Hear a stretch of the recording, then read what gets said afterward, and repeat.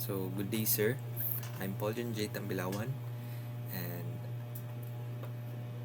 I will discuss first the evolution of the customs valuation adopted in the Philippines. So, when we say the customs valuation, it refers to the method used by the customs authorities to determine the value of the imported goods, which becomes the basis of computing the customs duties and taxes. So, the earliest system of the customs valuation in the Philippines was the actual market value or the going rate. No? It is under the Philippine Tariff Act of 1902 and 1909. Under this system, the customs based the value on the usual price of the goods in the exporting country's market, regardless of the price of paid by the importer. Also, yung discounts and special prices in this era, in this time, were ignored. Let's say, for example, the shoes that normally sell in Japan is 1,000 pesos per pair. And then the customs would use the 1,000 pesos as the value, even if the importer brought them for only 800 pesos. It is because the customs was based on the value of the usual price of goods in the exporting country. So that's the actual market value.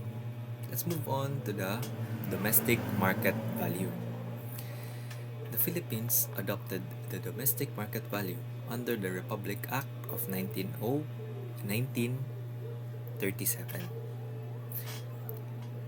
In this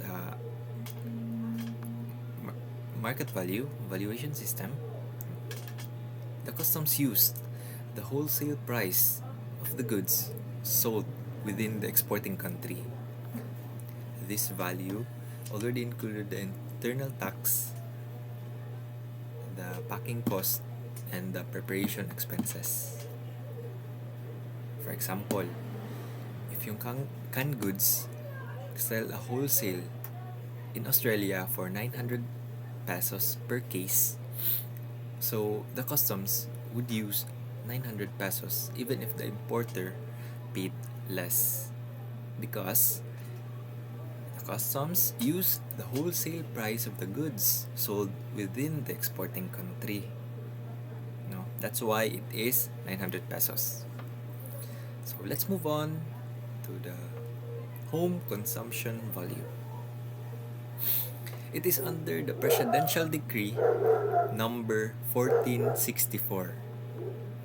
This method used the retail price paid by the consumers in the exporting country.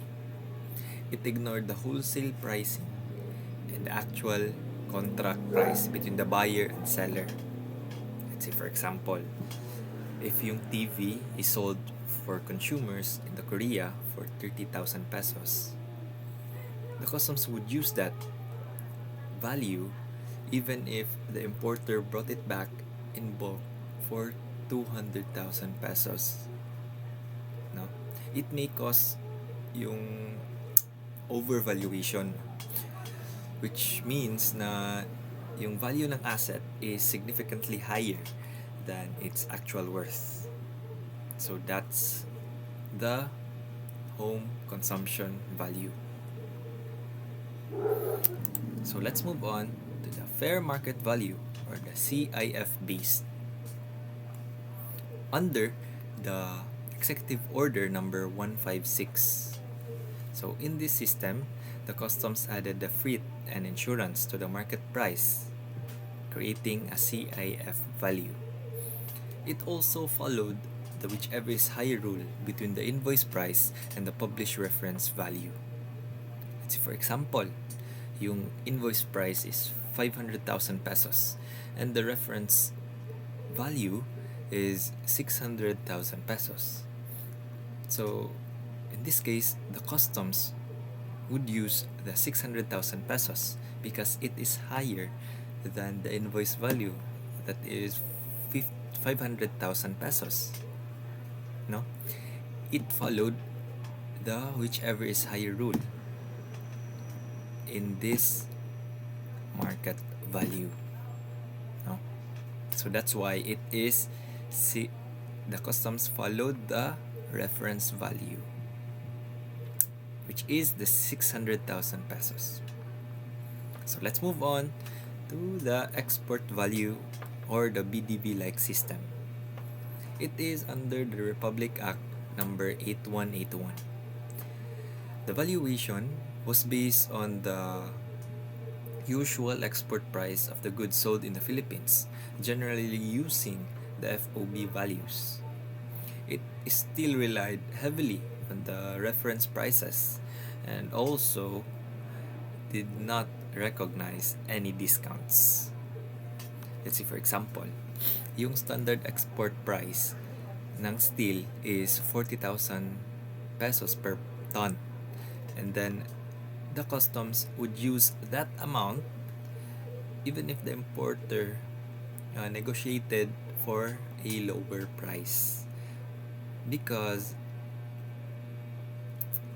it is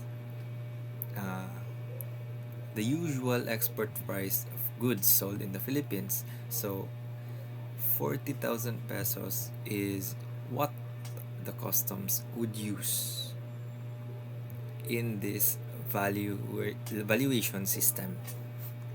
No? The export value system. So let's move on to our last and the current system in the Philippines, which is the transaction value. It is adopted in the Republic Act 9135 and strengthened by the RA 10863, which is the CMTA. In this system, it is based on the actual price paid or payable by the importer, which was shown in the commercial invoice with necessary adjustments to freight and insurance.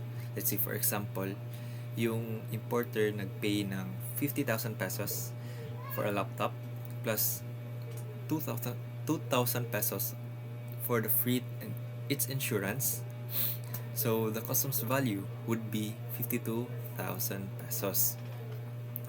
In this case, in this system, it is considered fair because yung discounts and yung additional prices are allowed, and the customs must prove if the invoice is incorrect. It is fair, no? That's why this valuation system is still used till this day. So let's move on to our next topic, which is the formal name of the WTO Valuation Agreement. So the WTO Valuation Agreement is formally known as the Agreement on the Implementation of Article 7 of the General Agreement on Tariffs and Trade 1994. So this agreement was adopted as a result to the Uruguay Rounds negotiations, which led the creation of the World Trade Organization in 1995.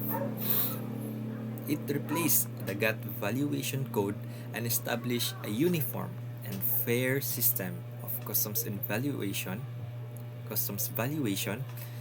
followed by the WTO member countries, including the Philippines. So let's move on to our last and final topic, which answers the question how the customs authority determines the amount of duty to be imposed on imported goods based on the present method adopted, which is the transaction value. So, from what we said kanina, yung transaction value is the amount of duty based on the actual price paid or payable by the importer for the goods when they are sold for export to the importing country. Now, this price is usually shown in the commercial invoice. Para makakuha ng customs value in this value method, yung customs may add certain necessary costs and invoice price such as the freight, insurance, and the packing costs if these are not yet included. So, the total amount after these additions becomes the transaction value. So once the transaction value is determined, the customs applies the applicable tariff rate to this value to compute the customs duty. This method is considered to be fair and transparent because it reflects in real commercial transactions and avoids the use of arbitrary or reference values. So that's all that I can understand in the topics in the prelim. So thank you, sir, and God bless.